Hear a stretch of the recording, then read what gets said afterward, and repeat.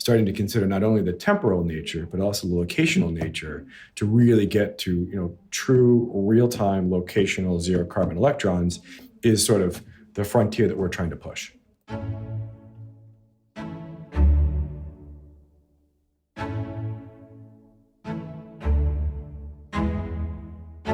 Welcome to the Future in Sound podcast. I'm your host, Jen Wilson. This is a podcast where we talk about prioritizing people, planet, and profit.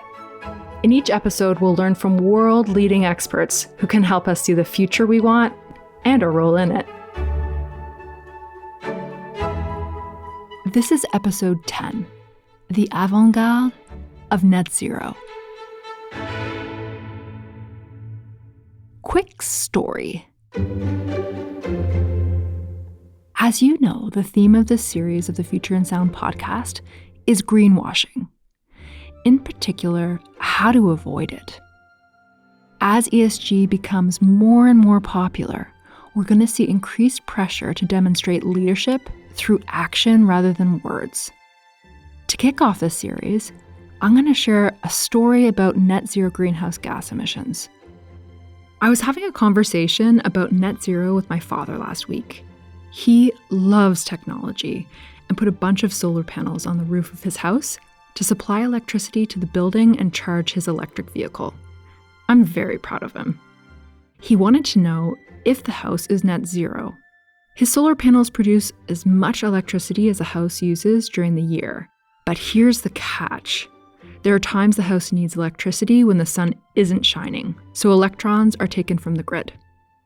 There are other times when the solar electrons exceed what the house needs, and those excess electrons are fed back into the grid. Is that net zero? The answer is maybe. Net zero means the greenhouse gases you or your company emits are less than or equal to the greenhouse gas emissions you avoid or remove from the atmosphere. The math sounds simple, right? Greenhouse gases emitted less greenhouse gases avoided or removed equals zero or less. To figure out whether the house is net zero, you need to compare the amount of greenhouse gases emitted during the generation of electrons drawn from the grid versus the greenhouse gases avoided through the use of dad's solar electrons fed back into the grid. Here's the thing. When solar electrons are fed back into the grid, especially during the summer, the electricity is being sold by the local utility further afield. Electrons sent from Canada to the northeastern United States. Electrons are unfortunately lost along the way and might not fully avoid the production of other carbon-intensive electrons. The answer to the net zero question? My father would probably need to purchase a few high-quality greenhouse gas offsets so that he could claim net zero emissions with full confidence. Maybe I'll buy a couple offsets for him on his birthday.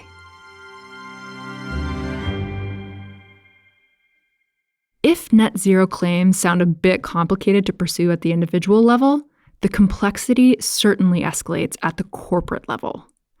Some companies are defining leadership in net zero, and in my view, Microsoft is one of those leaders. Alex Robart is the worldwide strategy leader for energy and sustainability at Microsoft. He guides Microsoft's viewpoint on energy and sustainability, drives business unit strategy, and works with customers to develop transformation and overall sustainability strategies. In this interview, Alex and I talk about climate leadership, tying strategy to sustainability, carbon offsets, and much more. A quick note to listeners that this interview was recorded at COP26 in Glasgow. We met in the midst of other meetings buzzing around us, so thanks in advance for your patience with the background noise during this interview.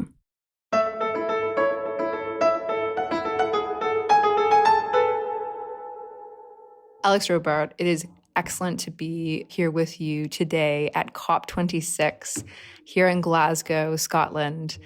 The Future in Sound podcast is all about connecting business leaders with some of the best ideas when it comes to connecting strategy and sustainability. It is such a pleasure to have you on the podcast today. Alex comes from the energy and sustainability team within Microsoft. And I'll let him tell you his story. But prior to joining Microsoft, founded several successful organizations in sustainability before it was a mainstream movement as it is today. Alex, welcome to the Future in Sound podcast. Thank you. Wonderful to be here. I appreciate you having me. So I'll give you a quick background on myself and my sort of journey to get to Microsoft and energy and sustainability. It's a somewhat unconventional background for Microsoft. I've been an entrepreneur for the last 13 years. I'm about 1 year at Microsoft on the energy and sustainability team, really helping us commercialize around sustainability across all industries with really an anchor in energy. But I've got a deep energy background. Is really at the core of my last 10 or so years of experience with a sort of a generalist strategy consulting background before that.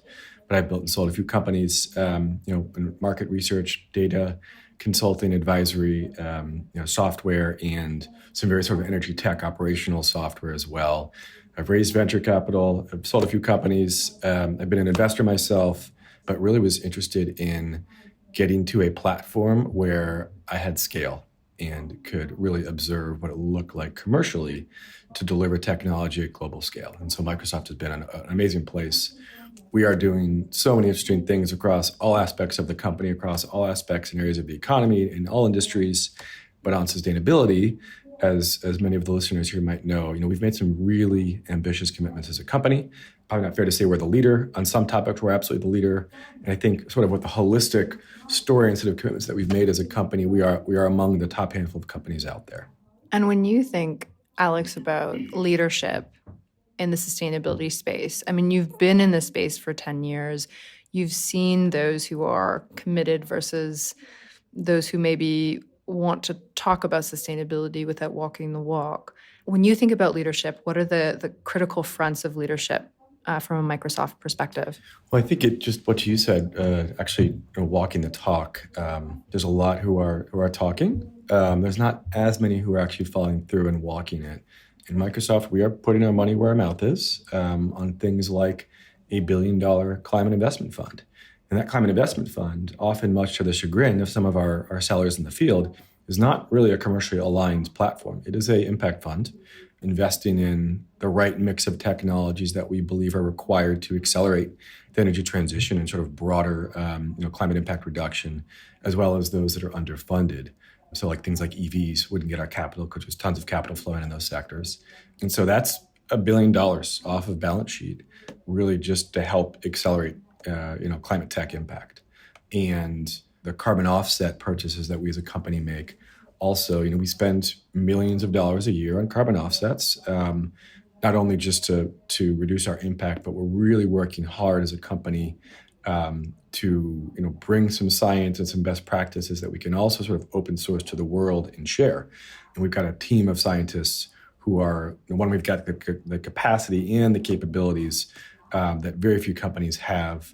And so we are trying to bring that science-based sort of certification and diligence that we've been doing, not just on offset products, but often the underlying projects themselves. We're working on ways actively to bring some of that diligence work out more broadly. There's not that many companies out there, I think, who are moving as far and as fast as we are. We still have our own struggles ourselves moving faster. But I think at the top, between both Satya and Brad Smith, who's now vice chairman, who really sort of owns the legal policy and sustainability portfolio, there is a really shared passion at the top and a belief that we as Microsoft, being in such a strong position from a business perspective, a cash flow and a margins perspective, and the fact that the structural nature of our problem isn't as hard as it is for an energy company or a cement producer or a steel producer. It's not necessarily existential for us and for our business per se. Of course, the problem broadly for all of us is existential, but we really believe that those who are in a position to do more should, and we are really walking that. So I'm very proud of what we're doing there. I have many questions about carbon offsets and questions about the leadership structure at Microsoft around sustainability. But before we get there, if you put your entrepreneur hat on 10 years ago when you were looking to raise funds, sell companies, et cetera, in the sustainability space, How has the focus of investors changed then versus now? You just referenced an impact fund. That is a very different story coming from a Microsoft today than what you might have heard 10 years ago when it comes to green investing. Yeah, no, that's a great call out. I left business school in 2009, and it was sort of middle tail end of the original clean tech boom. At Michigan, where I went, we had a really phenomenally strong dual degree MBA plus master's in environmental sciences program called the Herb Institute. And so there's this cadre of folks who were so passionate about the topic. And I was friends with plenty of them, but I didn't get deeply involved in it. And I wasn't particularly sort of mission driven then. I was much more sort of like entrepreneurial, opportunistic driven. And I ended up landing in more conventional energy. And there was that passion in that clean tech community, but that very soon after it sort of exploded. Now, those are the seeds that have made a lot of the current technology with renewables, with solar and other things actually scale. And so a lot of good came out of that, while a lot of investors did lose a lot of their capital. It has been the seeds that have helped us going forward, but it really wasn't beyond that tech boom, that clean tech boom. It wasn't terribly apparent what were the right areas to be focused on and investing in. And so the last 5 years have been just fascinating to observe how quickly things have shifted. I got to know the venture and private equity communities focused on sort of energy all up, but more traditional, conventional energy quite well. And the number of them who've, over the last 18 months, who've transformed into climate tech investors has been entertaining is too strong a word, but it has been interesting to observe. I suspect you've talked to many of them as well.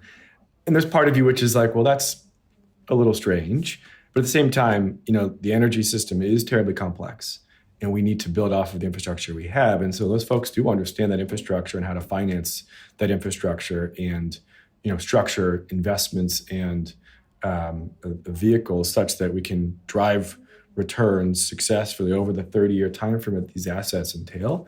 And so they bring a ton of important skills into the energy transition, into climate tech broadly. So I think it's broadly a positive thing, as long as we're thoughtful about, who's greenwashing versus who is actually sort of walking the walk.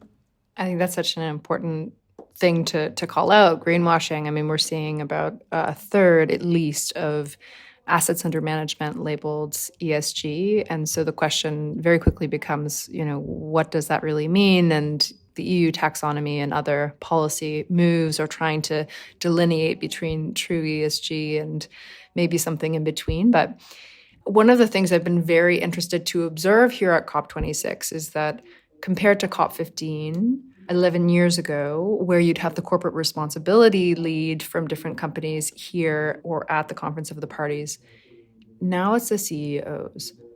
Now it's chairmen, chairwomen. I'm interested in your take on the group of people that's here and how that reflects some of the shift in the conversation. Yeah. This is my first COP, so I haven't been able to sort of observe that shift. But, the people that we're talking to, certainly there's tons of chief sustainability officers who are part of the conversation here in attendance. But it's also chief revenue officers, lots of CEOs and COOs, because this is no longer simply a compliance and sort of mid to upper level sustainability leader. This is a senior sustainability leader, and the entire C-suite is in attendance. For energy companies, it's existential, and they've got to figure out ways to identify new lines of business to grow into. But for others, for whom it's less existential but still phenomenally important, sustainability does represent, my personal view is this is the most important growth opportunity of our generation for the next 20 years, 25 years or so. The shift towards pricing a whole range of products and services based on their carbon attributes presents a major opportunity for anyone who makes things, grows things, offers services to differentiate that product and service based on that sustainability footprint. And that's a massive growth opportunity. And so you can harness all those sort of more compliance-oriented things that chief sustainability officers are in charge of to very important growth-oriented ends, and I think really orient a company's entire growth strategy around the sustainability theme. It was really interesting to observe when announcements were made about not just ensuring that there is a zero carbon source to match the amount of electricity required for Microsoft, but constantly using zero emissions electricity at all times at Microsoft. I noticed the CFO was part of that press release. which was very different than the chief sustainability officer. And I'm really interested, you were talking about, the chair, or co-chair of Microsoft. Who's spearheading this? How does that spread throughout the organization? Well, I think part of why it's successful is because, at the top, Satya, he's spearheading it. He fully believes that this is important and we need to fully embrace it and make it sort of at the core of our company. So that's part of why it's successful. But we also have a phenomenal, sustainability team. Brad Smith, vice chairman, he technically owns sustainability in the whole portfolio, and our internal sustainability team sits under him. And Lucas Jopa, who's our chief environmental officer under Brad, is phenomenally strong, terribly experienced PhD environmental scientists who did some great computational work back in the early days of his career. And he's been a really powerful voice for Microsoft. But to your question and to the point there, it's not just a sustainability team. Of course, they've got a strong role internally, but the power purchasing team for all of our data centers, they're a 60-person team now or so. They've probably grown more than that since I've last checked in on the team size. But they've taken full ownership because our most immediate goal, sustainability commitment, is our 2025 running our data centers exclusively on renewable energy, which is inclusive of nuclear and hydro. But they've taken full ownership over delivering that goal. It's our most near-term target. Therefore, of course, it's the hardest to hit, and it's a really hard one. It's the one that I worry most about, but the team has done such amazing work implementing PPAs to cover our renewable needs and doing some very innovative things like what you alluded to, the 24/7 work that we're doing with a bunch of our suppliers out there to not only look at our average daily, but look at our hourly consumption and make sure that we can match and maximize the content of zero carbon electrons in the hour-to-hour purchase, not just the daily purchase. And the next step is how do you start to think about the locational emissions? Because all electrons purchased in a PPA aren't created equal, because those electrons, if you're in Texas, for instance, those electrons might be all coming from, in the PPA that you've executed, coming from West Texas, where there's a ton of wind, but they don't necessarily crowd out the electrons in Houston, in your urban center there. And so starting to consider not only the temporal nature, but also the locational nature to really get to, true real-time locational zero carbon electrons is sort of the frontier that we're trying to push. It's so exciting. And of course, Satya is the CEO of Microsoft, and PPAs are power purchase agreements. I think that's just really exciting. And I'm wondering, as we look to the future and we think about the next 10 years, from your view, Alex, how do you think the conversation is going to shift? What do you think is going to be avant-garde in 10 years when it comes to sustainability and strategy? Well, let's start with the near term. So we're focused very heavily on bringing a lot more capabilities to the measurement problem. We just announced a new product, the Microsoft Cloud for Sustainability. It's just in public preview as of last week, and it's really heavily focused on the data and the measurement. And at core, it's a sustainability data lake solution in data schema that we're going to open source. Because as we sat down and thought about the problem, we thought, if we're going to solve scope 3 emissions properly, it can't be a bunch of proprietary data schemas and proprietary point solutions. It really needs to be a more open approach if we're going to solve emissions through the value chain, inclusive of scope 3 upstream and downstream. And so we really felt strongly we had to open source that data schema so that we could allow a company to also hand that data schema off to all their vendors, who then could point it to their other vendors, and then down to their customers and so forth. And so that's the foundation. But think of it like a sustainability ERP solution. The data solution on top, providing visibility, the data ingestion, the calculation and modeling across scopes 1, 2, and 3, along with water and waste, and then extending into your reporting as well. So that's sort of our near-term focus. And then on top of that, we're doing tons of great work on sustainability that delivers not just sort of the record and report side of things, but the reduce, remove, replace side of things as well. And a lot of that work is through our partners, partners like Schneider Electric, partners like EBB, dozens of other partners who provide some really foundational solutions in, energy systems, in manufacturing operations, in, name your customer management for a CPG company. And so working with them to bring more capabilities in depth and align the great work that they're doing, plug it into our Cloud for Sustainability so we can start to really create a bit of a virtuous cycle to understand, hey, Mr. Customer, these are the 5 big things that you're doing to reduce your footprint across your big emissions drivers or your big, all up sustainability problem children. How do we connect in with the measurement to get you a really more accurate read of things and then tie in the more action or reduce-oriented things so we can create this virtuous cycle to optimize that process year on year. So that's probably where we focus the next few years. Sort of longer term, I think we need to automate a lot of that whole cycle I just described. And it'll be a journey to get there. We won't get there in 3 years and it'll take long. It'll take probably a better part of 5 years for most companies, I think, to have recognized the need for and have implemented a much more robust sustainability data solution that looks more like a financial ERP system with auditability, with third-party assurance, and a much more granular understanding of their data around sustainability, which is really sort of a cross-functional, enterprise-wide set of data sets that have to move in from all different places. So that's sort of like the next 5 years. And then from beyond that, in 10 years, well, that's a good question. We think decarbonizing the grid is really the single most important thing that we can do in order to electrify everything and reduce emissions, particularly across hard-to-abate sectors. We think that's an important topic that you don't solve that overnight. We think digital is an important part of that problem. A few other areas that we think are important that these are multi-year, 5-year plus journeys to get there to solve these problems. Things like what we were talking about just before we started here. How do you help folks understand how to harness all those reduction activities we just talked about to the end of delivering a low carbon or a low sustainability footprint product that's going to allow them to capture market share or capture additional margin? That's going to take time. That's not a 2-year effort. That's a 5-year plus journey to get there.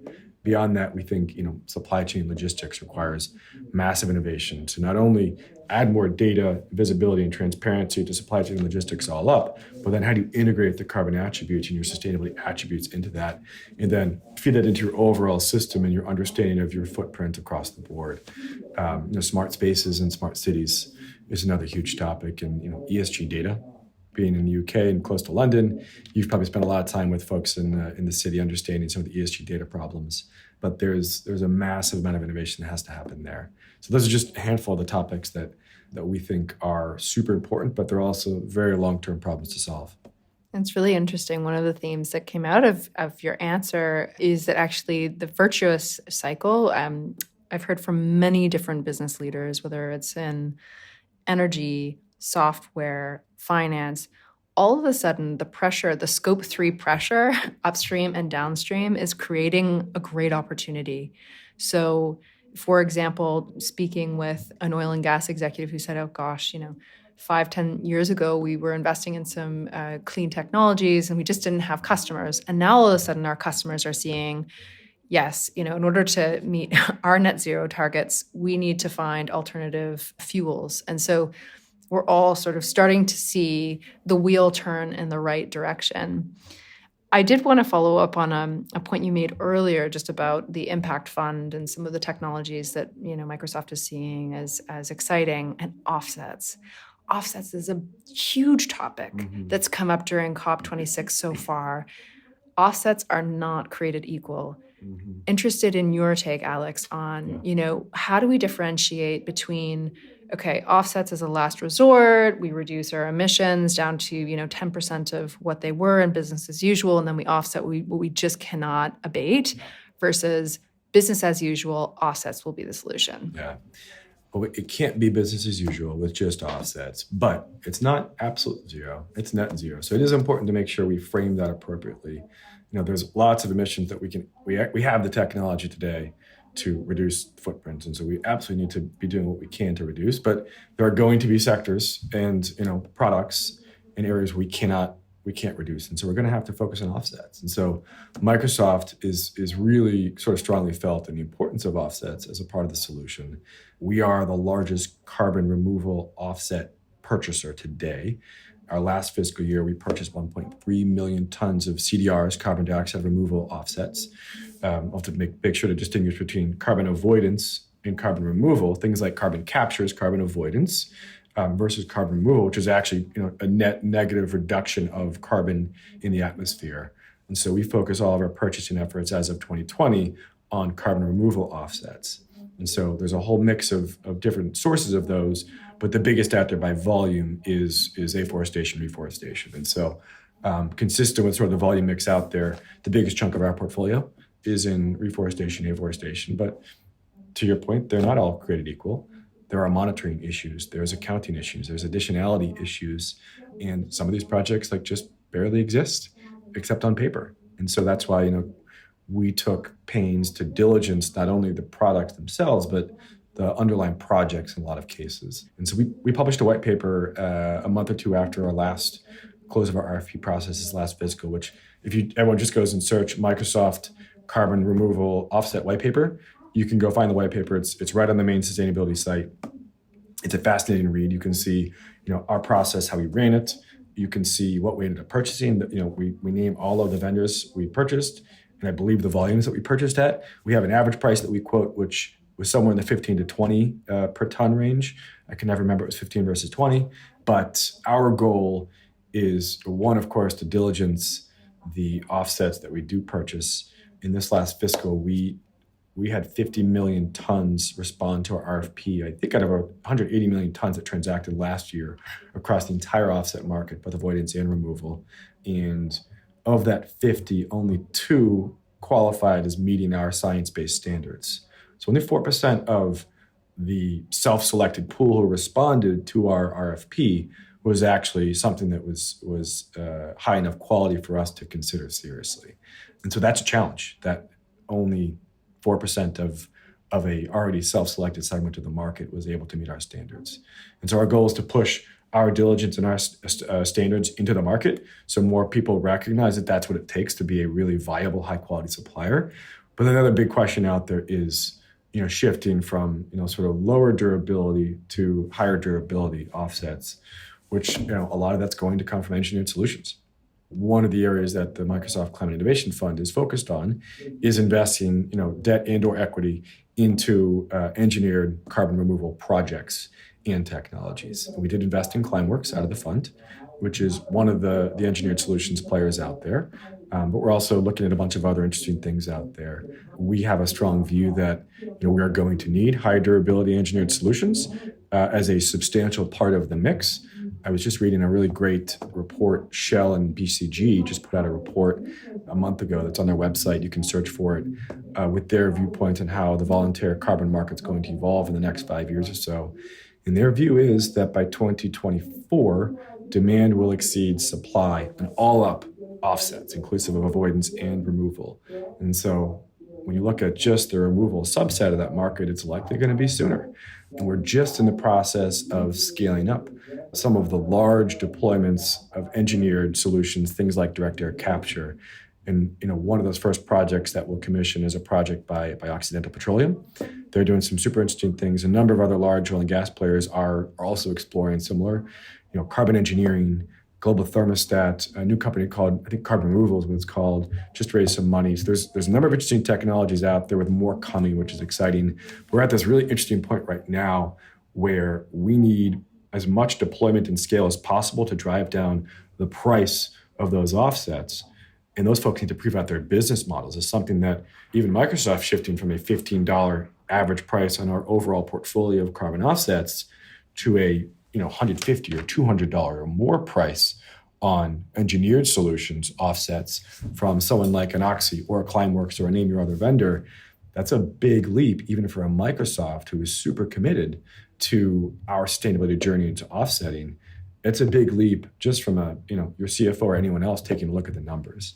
And so the observing year on year as the dynamics of getting to scale to drive down price of that supply, and as others are able to get the willingness to pay their average price up. So when those two lines meet is going to tell us when do we start shifting more of our portfolio towards these more expensive but higher durability, higher quality engineered solutions. And maybe it will be a similar story to solar in Germany and Spain. Yeah, agreed. Two things there. So when you say additionality, we assume that you mean that the project that Microsoft is funding wouldn't otherwise exist if the money wasn't paid for that offset. And then durability is once we sink the carbon, it's going to stay there for a while. So for example, I have a geology degree, and so if you have the right mineralogical makeup and you put carbon molecules into a geological structure, it's very sticky and the carbon will stay for some time. Mm-hmm.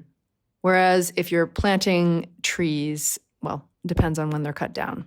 And so it's a very interesting... Or when the next forest fire hits. Or when the next forest fire hits. And then you have various physical risks being tied to transition risks. Now, I don't want to take too much more of your time, Alex. I know that you've got lots to get on with here at COP26, but I did want to ask two more questions. Mm-hmm. The first is, many leaders in business see sustainability headlines. They see, maybe they don't have the same size of sustainability team as a Microsoft, but they want to do something to tie their strategy and sustainability. You talked a little bit about getting the right data and starting to measure. What are some of the questions that you would ask yourself as a manager in strategy who's just starting to look at sustainability? What are some of the key things that you would need to do? Well, I think it starts with, whatever your area of expertise is, be it energy, be it, retail, be it consumer goods, you're really being thoughtful about, for my sector, what drives emissions. If I'm a manufacturer, I'm looking at the products I sell, do they consume energy? Well, there you go. You've got massive scope 3 downstream footprint. My supply chain, typically massive source of emissions. And so I think the best place to start is just where you are now, really dive deep to understand what are the biggest drivers of footprint and start to explore them. There's things that we can all do to sort of nudge our colleagues and ourselves to just, one, learn, and two, take some basic actions.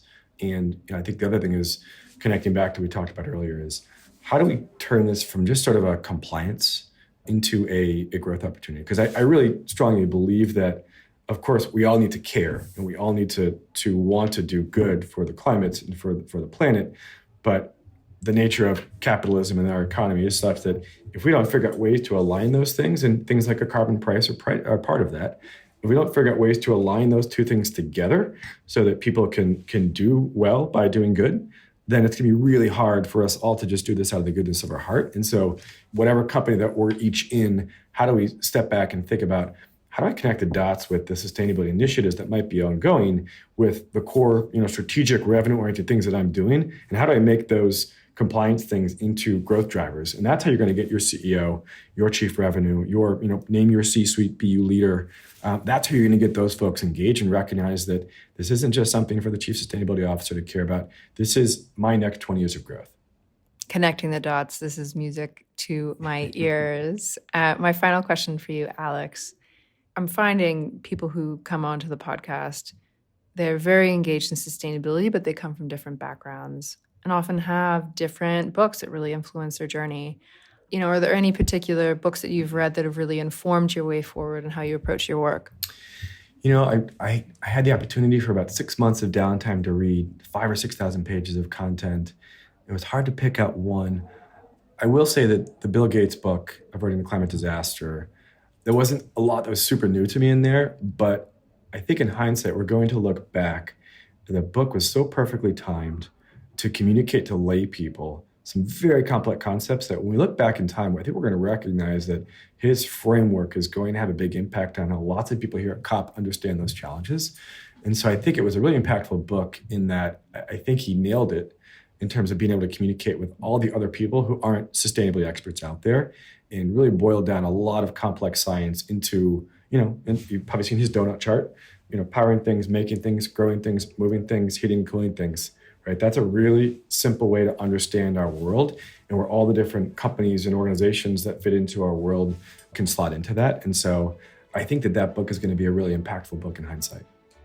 Alex, Robart, it has been such a pleasure. Thank you so much for joining us on The Future in Sound. Thank you. It was great to be here.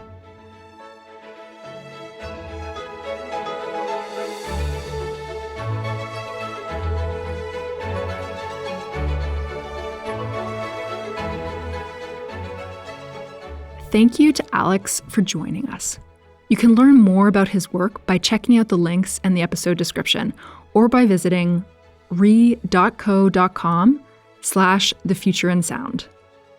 The Future in Sound podcast is written and hosted by Jen Wilson and produced by Chris Attaway.